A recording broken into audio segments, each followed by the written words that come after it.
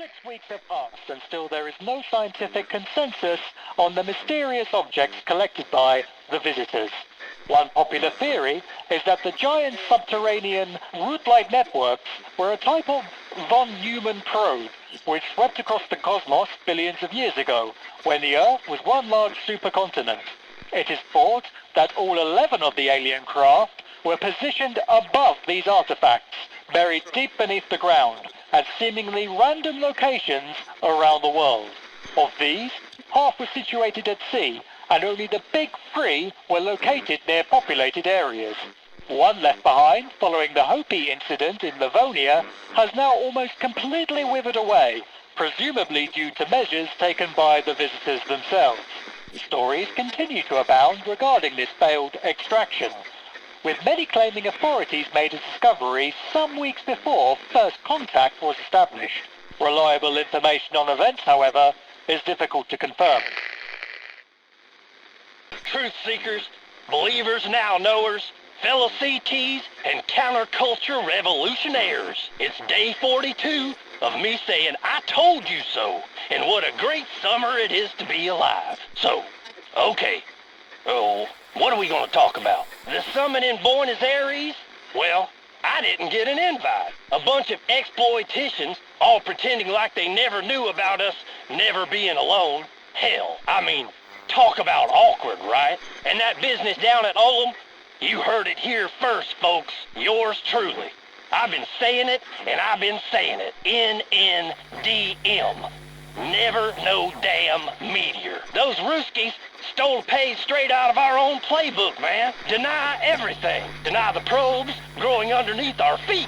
And the UN, they'll keep it quiet. Those neutrino messages? Somebody's gotta crack them. And you know, when they do, we ain't gonna hear about it. Maybe these things are telling the entire universe how weak our planet is. Or how easy it'd be to invade. Think about it. In Livonia, the Army tried to destroy a probe to stop it sending out more intel. Imagine. Cosmic war parties are probably converging on the Earth as I speak. Preppers, I'm talking to you. Don't stop prepping, guys. In the studio now is Dr. Ian Kesson, a theoretical physicist and eyewitness to the chaotic events in Livonia. Dr. Kesson, welcome to the show. Thanks, good to be here. You've only just come back from Russia.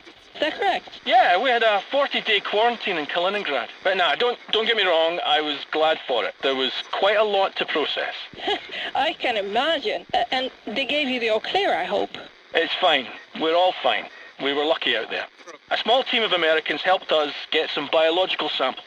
From the buried probe? We can call it that, sure, yeah. And the data, it saved lives. Even though there wasn't any danger from alien bacteria? Right. But what you got to remember is, an unknown threat, it can be as dangerous as a known one. What was your reaction when you learned the visitors were elsewhere in the world? You didn't know there were 11 ships in total at the time. I was relieved, I guess. I mean, I figured not everybody could have messed it up quite as bad as we did. I'm just glad they saw us as we are, in our infuriating complexity, you know? Dzień dobry, Livonio. Mówi Filip Oleski, Radio Tok FM, pora na serwis informacyjny. Premier Natasza Pałka wyraziła ponowne ubolewanie z powodu pochopnej reakcji wojska na obecność gości. Wczoraj, w trakcie trwającego w Buenos Aires nadzwyczajnego szczytu ONZ w sprawie przybycia, stwierdziła, że do tragicznych wydarzeń, jakie miały miejsce w pierwszym kontakcie, pośrednio doprowadziły zakłócenia komunikacji. Stwierdziła również, że sytuację dodatkowo skomplikowały napięcia w kontaktach ze Stanami Zjednoczonymi po manewrach Elektron oraz naruszenia granicy z obwodem kaliningradzkim przez Rosjan. Według oficjalnego dochodzenia informacje przekazane Ministerstwu Obrony Narodowej wykazały, że goście są wrogo nastawieni. Te błędne wnioski wyciągnięto na podstawie wykrycia silnego wyładowania mikrofalowego, a także niejasnego raportu, zgodnie z którym obcy jako pierwsi otworzyli ogień do lokalnych i amerykańskich żołnierzy. Odpowiadając na zarzuty, że zaważy to na relacjach z pozaziemskimi formami życia, pani premier Pałka przyznała, że warunki na pokojowe spotkanie były nie takie, jakich byśmy sobie życzyli. W trakcie wczorajszych wieczornych demonstracji w Andrzejowie przeciw obcym siłom wojskowym policja użyła siły przy próbie opanowania zgromadzonego przed rosyjską ambasadą tłumu.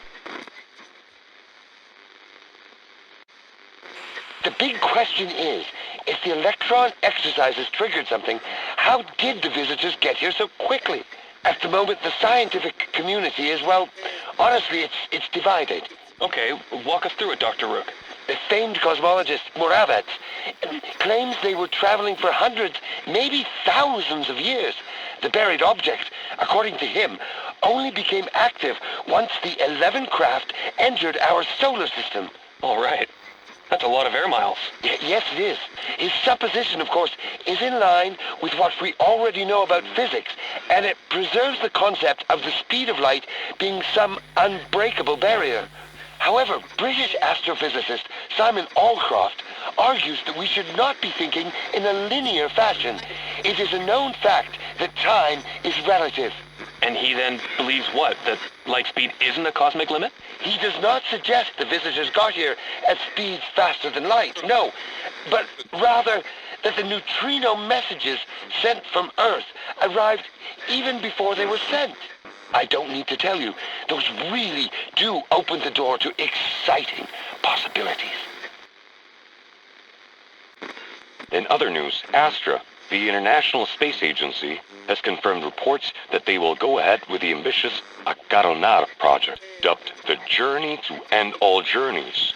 Acaronar will see a series of minuscule, wafer-like robotic probes sent deep into space at a velocity 1/4 the speed of light. The first step, however, involves constructing a huge 10-kilometer laser array in orbit, employing 70 gigawatts of power.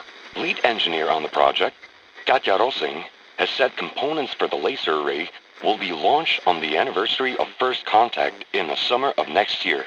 A parallel project, ITER, is also commencing this week. It hopes to trace the trajectory of the visitors within the Sagittarius constellation, and then to beam a message at a fixed point using the medium of neutrinos. The message itself will be composed by the UN's One Voice Council and marks the first of many attempts to reconnect with alien life.